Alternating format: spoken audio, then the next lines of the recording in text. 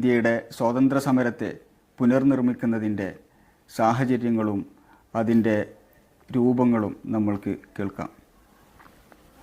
1915 മഹാത്മാഗാന്ധി ഇന്ത്യയിലേക്ക് കടന്നു വരുമ്പോൾ ഇന്ത്യ മഹാരാജ്യം ബ്രിട്ടീഷ് ആധിപത്യത്തിൻ്റെ വലയത്തിലായിരുന്നു. തുടർന്നങ്ങോട്ട് രാജ്യം ഇതുവരെ കാണാത്ത പുതിയൊരു സമര രീതിയും പുതിയൊരു നേതൃത്വത്തിന് കീഴിൽ ഇന്ത്യയിലെ ജനങ്ങൾ ഒന്നടങ്കം ബ്രിട്ടീഷുകാർക്കെതിരെ വ്യത്യസ്തമായ സമരമുറകൾ ആവിഷ്കരിക്കുന്ന ഒരു ചിത്രം ചരിത്രത്തിൽ നമുക്ക് കാണാൻ സാധിക്കും.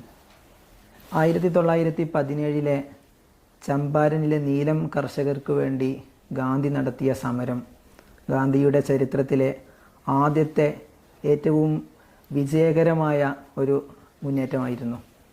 1919 റൗലറ്റ് ആക്ടിനെതിരെ അന്യായമായി ഇന്ത്യയിലെ പാവപ്പെട്ട മനുഷ്യരെ ഭരണകൂടം അറസ്റ്റ് ചെയ്തു കൊണ്ടുപോകുന്ന ഒരു സാഹചര്യത്തിനെതിരെ ഗാന്ധി ശക്തമായി പ്രതികരിക്കുകയും റൗലറ്റ് ആക്ട് നിയമത്തെ എടുത്തു കളയുന്ന വിധത്തിൽ പോരാട്ടം കനപ്പിക്കുകയും ചെയ്തു. 1920 ശേഷം നിസ്സഹകരണ പ്രസ്ഥാനമെന്ന ഏറ്റവും വ്യത്യസ്തമായ ഒരു സമരമാർഗം ഗാന്ധി അവതരിപ്പിക്കുന്നുണ്ട്.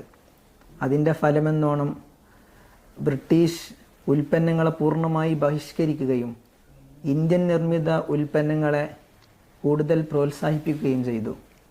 ബ്രിട്ടീഷ് വിദ്യാഭ്യാസ സ്ഥാപനങ്ങളിൽ നിന്ന് ഇന്ത്യക്കാരായ വിദ്യാർത്ഥികൾ മാറി നിൽക്കാൻ ഗാന്ധി ആവശ്യപ്പെടുകയും ബ്രിട്ടീഷുകാർക്ക് അനുകൂലമായ എല്ലാ മേഖലകളിൽ നിന്നും ഇന്ത്യക്കാരോട് പിൻവാങ്ങാൻ വേണ്ടി ഗാന്ധി ആവശ്യപ്പെടുന്ന ഒരു സാഹചര്യമുണ്ടായി.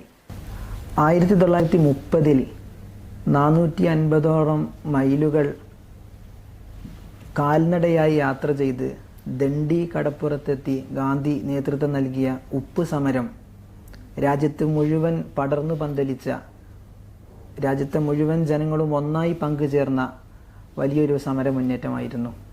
1942 ക്വിറ്റ് ഇന്ത്യ സമരത്തോടുകൂടെ വൈദേശികരെ നിങ്ങൾ ഇന്ത്യ വിടുക എന്ന മഹത്തായ മുദ്രാവാക്യം രാജ്യത്തിൻ്റെ തെരുവുകളിൽ നിന്ന് ഉയർന്നു കേൾക്കുന്ന ഒരു സ്ഥിതി വിശേഷമുണ്ടായി.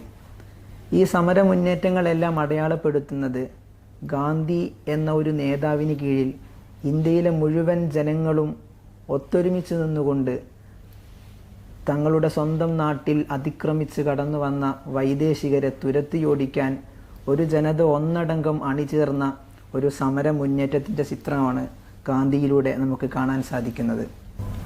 1917 നാഗ്പൂർ സമ്മേളനത്തിൽ മുഹമ്മദ് അലി ജിന്ന അദ്ദേഹത്തിൻ്റെ പ്രസംഗത്തിൽ ഗാന്ധിജിയെ മിസ്റ്റർ ഗാന്ധി എന്ന് അഭിസംബോധന ചെയ്യുന്നുണ്ട്. അന്ന് സദസ്സിൽ നിന്ന് മുഴുവൻ ആളുകളും ജിന്നയെ എതിർത്ത് സംസാരിക്കുന്നു.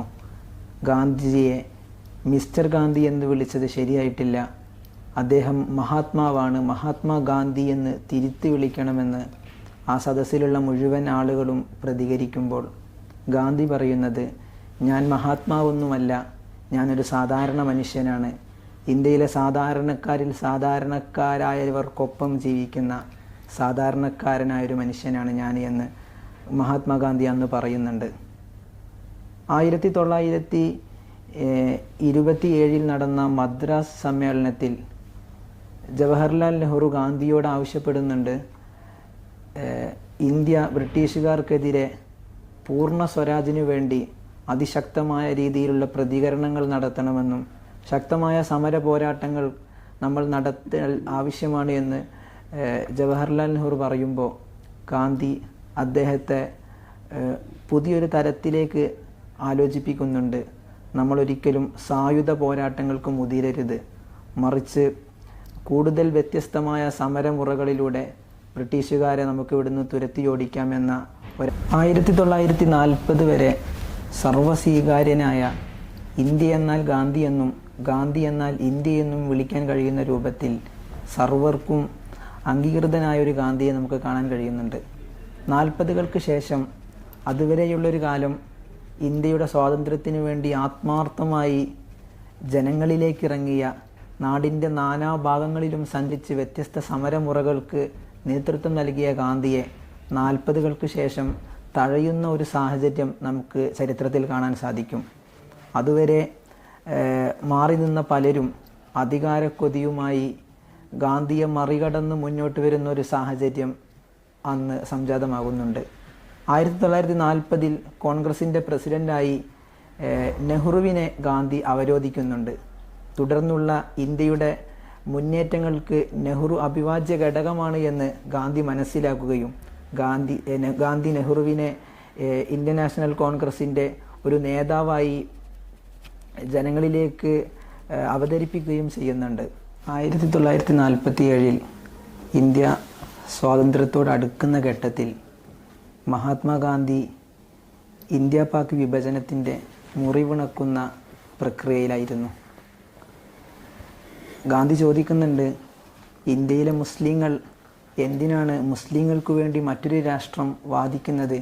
ഇന്ത്യയിലെ മുസ്ലിങ്ങൾക്ക് ഇന്ത്യയിൽ തന്നെ സ്വസ്ഥമായ ജീവിത സാഹചര്യം ഉറപ്പാക്കാൻ കഴിയുമല്ലോ എന്ന ആകുലത ഗാന്ധി പങ്കുവെക്കുന്നുണ്ട്. വിഭജനത്തിൽ ഏറ്റവും കൂടുതൽ വേദനിച്ച ഒരു നേതാവ് മഹാത്മാഗാന്ധി തന്നെയായിരുന്നു.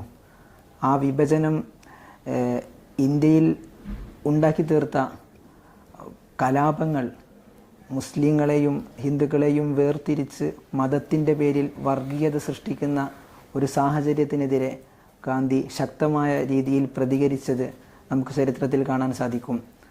1947 ജൂലൈ മാസം 27-ാം തീയതി മഹാത്മാഗാന്ധിയോട് അന്നത്തെ പ്രഭു ചോദിക്കുന്നുണ്ട്, സ്വാതന്ത്ര്യം ആഘോഷിക്കാൻ അടുത്തില്ലേ, അങ്ങ് സന്തോഷവാനല്ലേ എന്ന് ചോദിക്കുമ്പോൾ ഇന്ത്യ പാക് വിഭജനത്തിൽ ഞാൻ അതീവ ദുഃഖിതനാണ് എന്നാണ് മഹാത്മാഗാന്ധി പ്രതികരിക്കുന്നത്. ഓഗസ്റ്റ് 15-ാം തീയതി ഇന്ത്യ പുതിയൊരു സ്വാതന്ത്ര്യ പുലരിയിലേക്ക് ഉയർന്നെഴുന്നേൽക്കുമ്പോഴും ഗാന്ധി ബംഗാളിലെ അതിർത്തി പ്രദേശങ്ങളിൽ പരസ്പരം വർഗീയ കലാപങ്ങളിൽ ഏർപ്പെട്ട ഇന്ത്യയിലെ ജനങ്ങളുടെ പ്രശ്നങ്ങൾ പരിഹരിക്കാൻ വേണ്ടി ഓടി നടക്കുന്ന ഒരു ചിത്രം നമുക്ക് കാണാൻ സാധിക്കും. തുടർന്ന് ഡൽഹിയിലും അതിശക്തമായ കലാപങ്ങൾ അരങ്ങേറുമ്പോൾ അവിടെയെല്ലാം സമാധാനം സ്ഥാപിക്കാൻ വേണ്ടി ഗാന്ധി നടത്തുന്ന യാത്രകൾ നമുക്ക് കാണാൻ സാധിക്കും. ഇന്ത്യ സ്വാതന്ത്ര്യം നേടിയെങ്കിലും ഗാന്ധിയുടെ മനസ്സിൽ വിഭജനം എന്ന ഏറ്റവും വലിയ മുറിവ് അവശേഷിച്ചിരുന്ന ഒരു കാഴ്ചയാണ്. 1947 ശേഷം ഗാന്ധി തൻ്റെ സമരങ്ങൾ നടത്തിയത് ഇന്ത്യയിൽ വളർന്നു വന്ന മതവിദ്വേഷത്തെയും വർഗീയതയെയും ചെറുക്കാൻ വേണ്ടിയായിരുന്നു.